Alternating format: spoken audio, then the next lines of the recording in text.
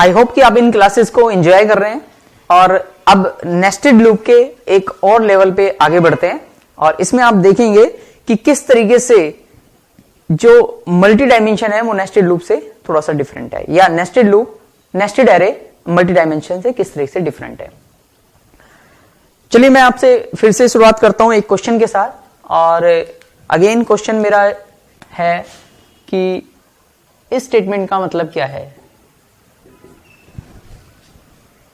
ए एक वेरिएबल है जो इंटीजर टाइप की वैल्यू स्टोर करेगा। अगर मेमोरी की बात की जाए तो मेमोरी के अंदर ये मेरी स्टैक मेमोरी, ये हीप मेमोरी, इसका इंपैक्ट स्टैक मेमोरी पे पड़ेगा और एक स्पेस बना देगा ये, और उसका नाम होगा ए, जो इंटीजर टाइप की वैल्यू स्टोर करेगा। कर नहीं रहा अभी। नेक्स्ट स्टेटमेंट मैंने लिखी int square bracket A are. इसका मतलब A are is a reference variable which will hold int array. Integer तो स्टोर नहीं करेगा, इंट एरे स्टोर करेगा।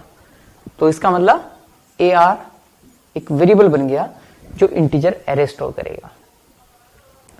अच्छा एक बात बताओ मुझे कि जब हम कहते हैं कि A R integer array store करेगा, तो क्या ये कोई साइज की भी बात कर रहा है कि एरे इतने साइज का होना चाहिए? नहीं, साइज की तो कोई बात नहीं कर रहा। इसका मतलब ए आर को कितने भी साइज का एरे असाइन कर सकते हैं, यस और नो? बिल्कुल सही। नेक्स्ट स्टेटमेंट मैंने लिखा int square bracket A R R. इस स्टेटमेंट का मतलब ए आर आर एक रेफरेंस वेरिएबल है जो कि एक एरे स्टोर करेगा, और ये एरे कितने साइज का हो इसे कोई मतलब नहीं है, कितने भी साइज का हो सकता है, और इसकी हर एक पोजीशन पर एक इंटीजर एरे स्टोर होगा, और इसके हर एक पोजीशन पर जो इंटीजर एरे स्टोर होगा वो कितने साइज का हो, वो भी कितने भी साइज का हो सकता है, यस और नो? बिल्कुल सही। चलिए थोड़ा सा आगे बढ़ते हैं, फिर वैल्यू असाइन करने की कोशिश करते हैं। ए में मैंने असाइन कर दिया 5, तो ए के अंदर गया 5। ए आर इंटीजर एरे लेने के लिए बना है, तो हमने एक इंटीजर एरे बना दिया न्यू इंट 4। इस स्टेटमेंट से एरे बनेगा हीप मेमोरी में 4 साइज का, 0 1 2 3 बिट पैटर्न 1 0 0 1 असाइन हो गया ए आर को। इसकी हर एक पोजीशन पे इंटीजर वैल्यू जाएगी, अभी गई नहीं है।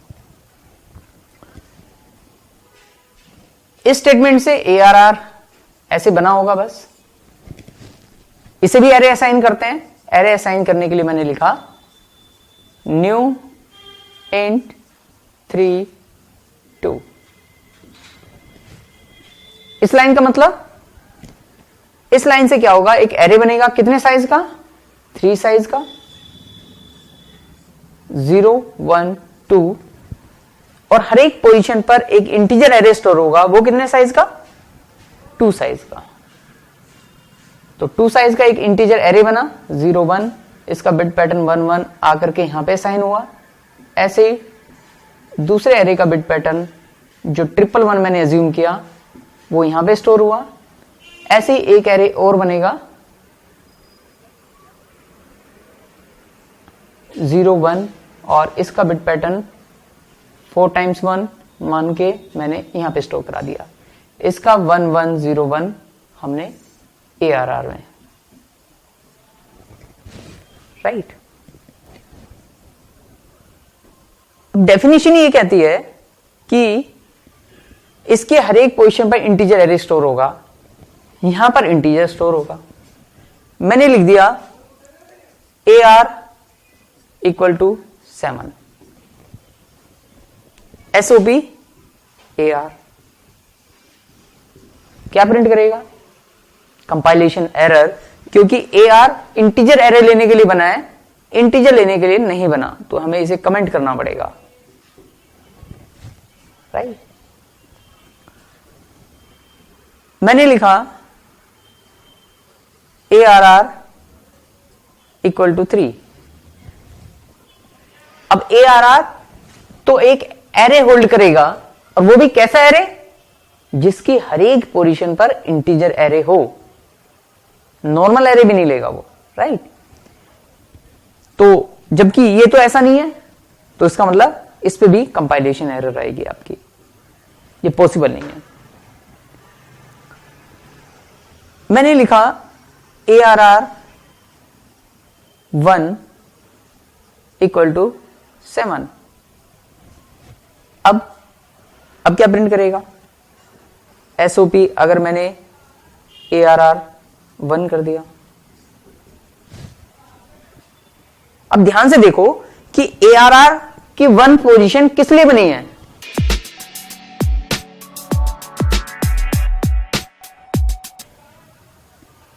डेफिनेशन कहती है ARR एक रेफरेंस वेरिएबल जो एरे होल्ड करेगा, इस एरे के हर एक पोजीशन पर क्या स्टोर होगा, इंटीजर एरे स्टोर होगा। तो क्या ARR की 1 पोजीशन पर इंटीजर स्टोर हो सकता है, नहीं स्टोर हो सकता, क्योंकि इसकी 1 पोजीशन तो इंटीजर एरे लेने के लिए बनी है, इंटीजर लेने के लिए नहीं बनी। यस और नो। तो इसलिए ये लाइन भी आपको क्या देगी, कंपाइलेशन एरर देगी। दोनों को मैंने कमेंट कर दिया, यस। आगे बताने के लिए मैं यहां पे लिखूंगा, और मैंने लिखा ARR की 1 equal to AR, SOP ARR 1 3। अब क्या प्रिंट करेगा, क्या कहा, कंपाइलेशन एरर। क्यों, देखो अगर आपका आंसर है कंपाइलेशन एरर, तो मैं बता दूं ये रॉन्ग आंसर है, क्योंकि ये परफेक्टली करेक्ट स्टेटमेंट है। क्योंकि डेफिनेशन ये कहती है ARR की 1 पोजीशन इंटीजर एरे स्टोर करेगी। यही तो पढ़ा था हमने, ARR एक ऐसा एरे है जिसकी हर एक पोजीशन पे क्या जाएगा, इंटीजर एरे जाएगा। तो और आपने मुझे अभी भी बताया कि ARR की 1 पोजीशन 7 इसलिए स्टोर नहीं कर सकती क्योंकि ARR की 1 इंटीजर लेने के लिए नहीं बनी, बल्कि इंटीजर एरे लेने के लिए बनी है। तो मैंने यहां पे क्या किया, मैंने इसकी 1 पोजीशन पर इंटीजर एरे स्टोर करा दिया, क्योंकि AR तो क्या है, इंटीजर एरे है। यस और नो। तो ये बिल्कुल परफेक्ट स्टेटमेंट है, क्योंकि AR की 1 पोजीशन इंटीजर एरे लेने के लिए ही बनी है, और मैंने ये इंटीजर एरे ही स्टोर कराया है। इसका इंपैक्ट क्या पड़ेगा, ARR की 1 पोजीशन पर AR क्या है, 1001, यानी यहां पर स्टोर हो जाएगा 1001। इससे कनेक्शन खत्म। अब इसकी 1 पोजीशन किसे रेफर कर रही है, इस एरे को रेफर कर रही है, जो कि पॉसिबल है, क्योंकि हमने डेफिनेशन में यही देखा था कि इसकी हर एक पोजीशन पर इंटीजर एरे स्टोर होना चाहिए, साइज की तो कोई बात नहीं हुई। इसका मतलब डिफरेंट साइज के भी ये एरे ले सकता है। मैंने प्रिंट किया SOP ARR 1 का 3, तो ARR की 1 पोजीशन पे जो एरे स्टोर है उसकी 3rd पोजीशन, तो डिफॉल्ट वैल्यू 0, तो स्क्रीन पे प्रिंट करेगा ये 0, राइट। अच्छा एक बात बताओ, मैंने यहां पे लिख दिया SOP ARR 0 का 3, अब क्या प्रिंट करेगा, क्या प्रिंट करेगा, 0। अगर आप कहते हैं 0 तो ये रॉन्ग आंसर है। ये आपको एरे देगा, array index out of bound, ये एरर देगा रन टाइम पर, एक्सेप्शन आएगी आपको। एक्सेप्शन क्यों आएगी, क्योंकि देखो ARR के 0 पर जो एरे स्टोर है उसका साइज तो 2 है, और हम कौन सी पोजीशन से एक्सेस करने की कोशिश कर रहे हैं, 0 1 2 3, जो पोजीशन एग्जिस्ट ही नहीं करती। तो यहां पर रन टाइम पे एक्सेप्शन आ जाएगी, array index out of bound की एक्सेप्शन। कंपाइल टाइम पे कुछ नहीं कहेगा क्योंकि सिंटेक्स के अकॉर्डिंग ये परफेक्ट है, राइट। सो इसका मतलब ये हुआ कि ये जो नेस्टेड एरे है, हम जरूरी नहीं है कि ये एक ही साइज के रखें। ऐसा हो सकता है इसकी 0th पोजीशन पे 2 साइज का एरे हो, इसकी 1 पोजीशन पर 4 साइज का एरे हो, और इसकी 2 पोजीशन पर किसी और साइज का एरे हो, राइट। इसलिए मैंने इसे मल्टी डायमेंशन एरे ना कह करके नेस्टेड एरे कहा था। Is it clear? यस और नो? एक बार इसे चला करके देख लो और फिर मैं आपको एक क्वेश्चन देता हूं। क्वेश्चन ये है कि एक एरे बनाना है आपने इस टाइप का, जिसकी फर्स्ट पोजीशन पर एक एरे बनाना 2 साइज का, और इस पे स्टोर कराना एक 4 साइज का एरे, और यहां पे स्टोर कराना 1 साइज का एरे। 0 1 2 0 1 0 1 2 3 0। यहां पे वैल्यू कुछ भी स्टोर करा देना, 5 4 3 6 9 2 5, और फिर इसे मैट्रिक्स फॉर्म में प्रिंट कराना है, यानी स्क्रीन पे जो प्रिंट होगा वो प्रिंट होगा 5 4 3 6 9 2 5, राइट।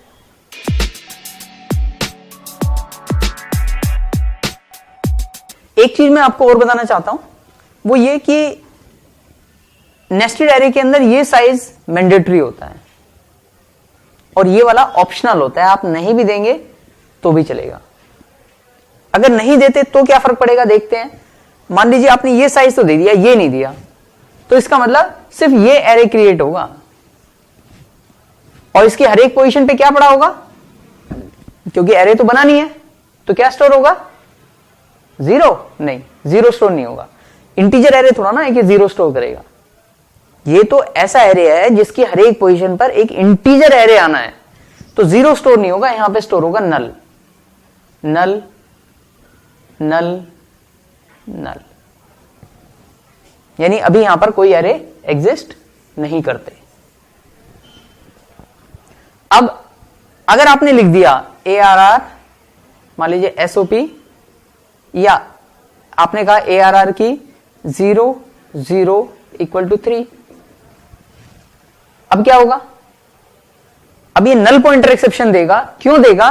क्योंकि ARR की 0 तो एग्जिस्ट करती है, बट इस पे कोई एरे ही नहीं है, तो उसकी 0th पोजीशन कहां से लेकर के आएगा, यहां पे तो नल स्टोर है, इसलिए ये नल पॉइंटर एक्सेप्शन दे देगा अगर यहां पर कोई एरे एग्जिस्ट नहीं करता। हां, आप ऐसा कर सकते हैं कि आप ARR की 0 पर क्या चाहिए, इंटीजर एरे चाहिए, तो आप बना दें न्यू इंट, कितने साइज का चाहिए, 3 साइज का। ARR की 0th पोजीशन पे आपने बना दिया 3 साइज का एरे, यानी 3 साइज का एरे बन करके यहां पे स्टोर हो जाएगा। आप चाहें तो यहां पे किसी और साइज का बना सकते हैं, जैसे ARR की 1 पोजीशन पे आप चाहते हैं 2 साइज का, तो न्यू इंट 2, तो 2 साइज का बन करके एरे, इसका बिट पैटर्न यहां पे स्टोर हो जाएगा। ऐसे ही आप अलग अलग साइज के एरे अलग अलग पोजीशन पे स्टोर करा सकते हैं।